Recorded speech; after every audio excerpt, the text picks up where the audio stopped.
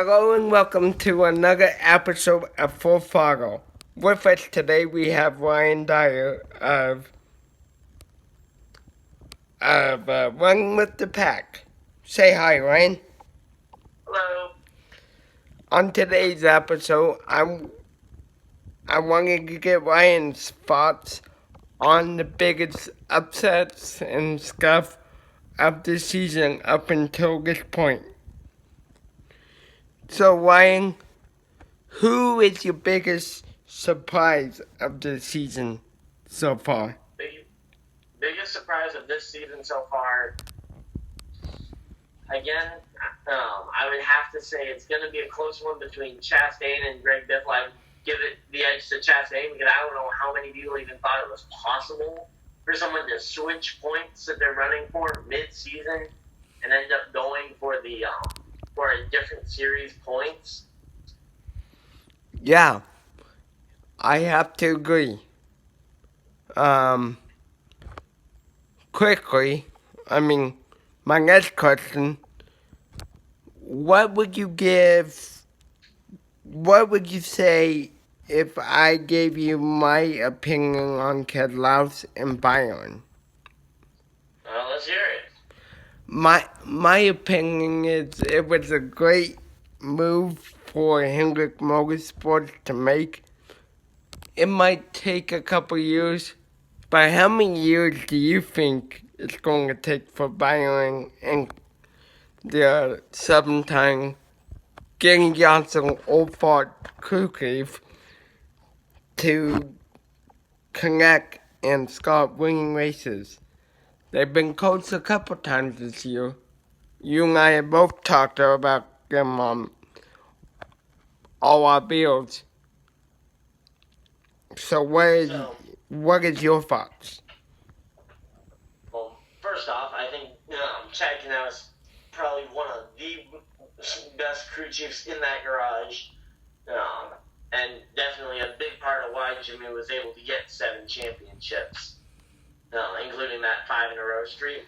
And I think overall this is a long-term move for not Jimmy Johnson, but long-term move for Hendrick Motorsports, as William Byron is still trying to learn lessons, and now he is going to be able to be mentored by a 7-time champion crew chief who probably still has a good 3, 4, 5 years left in the series at a minimum. And Jimmy Johnson is now mentoring a newer crew chief to then pair up with William Byron. So then they will have both of them that will have been mentored now by the 7-time champions that were able to put together incredible stats. 83 race wins, 7 championships, 5 championships in a row. I mean, those numbers, they are unrivaled by most of the rest of NASCAR history. So real quickly,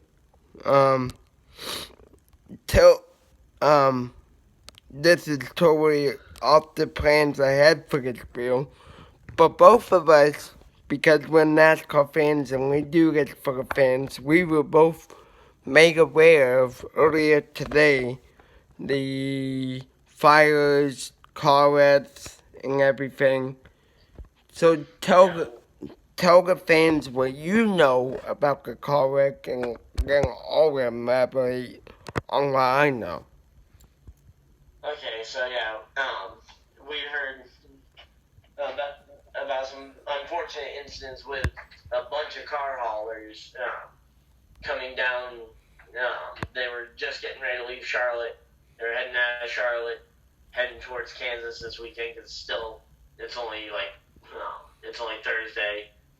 First Cup practice is tomorrow, so they don't really need. They're gonna start their journey. They were gonna start their trip there, and we heard about the number 10 colleague racing hauler. The driver had some sort of medical issue, according to what I saw in I think it was Team Breakdown, was that the driver had some kind of medical issue and went off the road. Both truck hauler drivers were transported to a nearby hospital. information and have both now been released. The hauler is totaled, and they're also now in preparation of preparing a second primary car, like basically an extra car. So the backup now becomes a primary, and then they're going to need to basically build a second backup, or they might build this second backup as the actual primary car. And the hauler he's talking about is the Colleague Racing hauler number 10. Colleague Racing's number 10 hauler, which is also, and the driver is Ross Chastain. That's the driver of that car, and he actually just signed to go full time with that team a couple days ago. And then, of course, there was also the 47 of Ryan Preece, his hauler, caught on fire. I haven't heard many specifics about the damage that was done to that, to the car or whatnot. But I've heard that the drivers of the truck were okay. Yeah. I don't have anything to elaborate on that except for I do know that the 47's hauler issue happened just outside North Carolina. Unfortunately, another NASCAR fan did tell me today at Old Chicago. Sarek Old Chicago on this episode of Full Follow with Ryan Dyer. But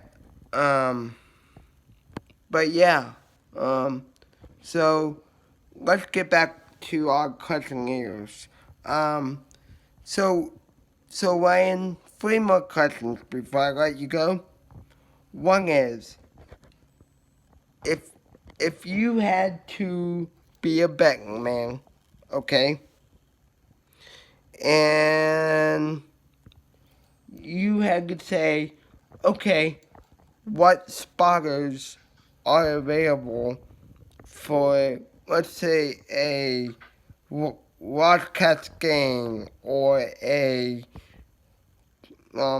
let's throw in Gilly Gates or even your buddy. Tell everybody who your good friend Austin Terrio from Maine.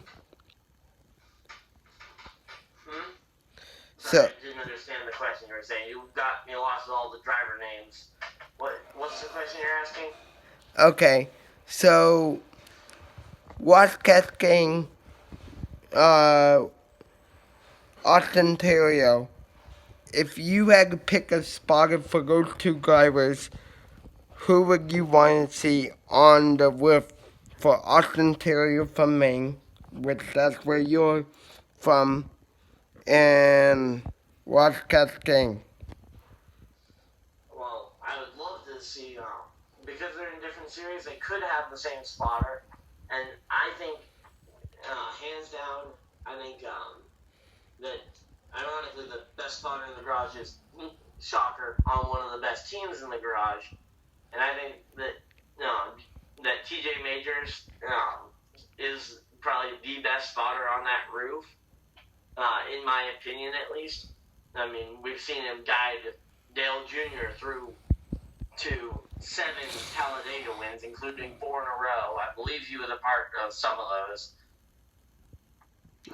But he guided him to at least one of his 2 Daytona 500s in that career. I mean, and where the plate racing is one of the biggest reasons, one of the biggest times where the spotters really kind of make their money. Yeah. But he is going to be staying with Joey Logano pretty much indefinitely. I'm pretty confident in saying that. And the final question, and the most serious question, well, actually, 3 more questions. 1, Kansas Speedway this weekend. Are you looking forward to that race, or are you wishing that Kansas?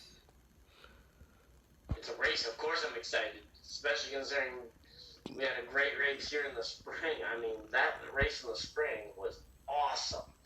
And Tyler Reddick got a top 10 in that race. Yeah. Well, Spring. if NASCAR could, which I'm from Iowa and I'm going to that race, by the way, fans. So look me up, say hi, party up. We'll have a good old time. But could you see Kansas becoming a championship race if NASCAR had the opportunity to? You think Kansas would put on a good final race of the year? Now it gets cold down in this area. Kansas is south from here, but it's not too far south from Iowa that it doesn't get. Yeah, and that's, I was going to say, that's one of those things when, like, everybody says, like, oh, have a rotating championship race. I mean, the number of tracks that aren't at least in threat of bad weather by mid-November is very few and far between. I mean, that would be, but I mean, you definitely can't go to Watkins Glen, New Hampshire Motor Speedway up this way.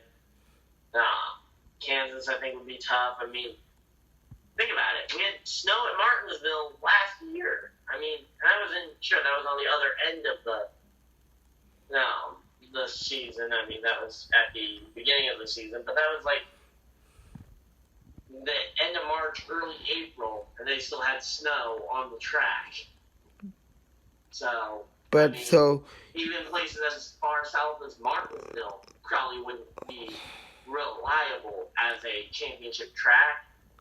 And that's where the rotating the championship race around, unless you have the season get cut short in light, so like having the championship decided earlier in the year so that there isn't as much of threat of snow. Now, personally, as a fan, I don't want to see them race all year round. I mean, I'd love it if they'd race every weekend, but of course, teams need an off season. yeah. No driver's gonna want to race every week of the year. But anyway, so thank you for joining us on Full Throttle today. And if this one goes as well as I'm hoping, we will come back with another question and answer. And please put in the comments questions you might have for Ryan Dyer as I look into the future of Full Throttle and content for you guys. This has been an edition of Full Throttle with special guest Ryan Dyer and normal host of Full Throttle, Justin Putzer. Be looking for more content from this weekend's race on both YouTube channels. Real quick, Ryan, tell the fans what you have coming up on your YouTube channel as we get ready to sign off here. So on my channel, I'm actually once we get done recording this one, I'm actually going to be going over to work on editing up a video about the silly season announcements, such as Chastain being confirmed, Stenhouse finding his new ride, and where I think some of the other announcements that have been made over the last week, 2 weeks, as well as slightly looking at one of the other, looking at the Team Chevy debate from this past weekend's race. I will also be working on a piece about the yellow line rule. So look forward to those kinds of things, as well as a vlog once I get back from Martinsville truck race. I will be attending the Martinsville truck race. Unfortunately, can't go to the Cup race, but please feel free to check my channel out. Link should be down in the description for that. Alright, see you next time on Full Throttle. Thank you, Ryan, for joining us.